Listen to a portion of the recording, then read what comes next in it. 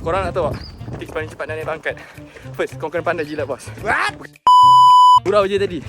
So first, the linchpin, orang paling penting dalam company. Apa membuatkan kau berbeza dengan semua orang yang ada kat dalam company tu? Second, kau kena jadi orang yang selesaikan masalah, bukannya asyik ceritakan masalah without solution. Okay, korang tak boleh nak complain je, kau kena provide solution. Itu yang membezakan kau dengan orang lain. Jangan lupa save and like video ni dan komen for the next 5 years kau nak jadi apa. Ketiga, communication skill. Macam mana korang nak communicate dengan bos dan colleague korang. Contohnya, kalau bos suruh buat cara A, korang jangan cakap saya tak nak buat cara A, saya nak buat cara B.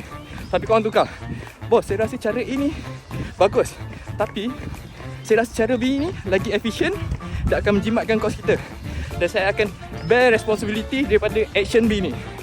Cara ni dia akan increase korang punya ownership atas korang punya decision, increase korang punya leadership dan responsibility level. Dan paling penting, korang keluar daripada zone keselesaan korang. Macam tu lah korang boleh nak build leadership, nak jadi ketua. Last sekali, korang kena ada vision, ada goal for the next 3 years, 5 years, korang nak jadi apa. Dan paling penting, after korang dah berusaha, korang tawakal, doa, minta doa ibu, mak ayah kau, banyak sedekah, InsyaAllah Allah akan memudahkan.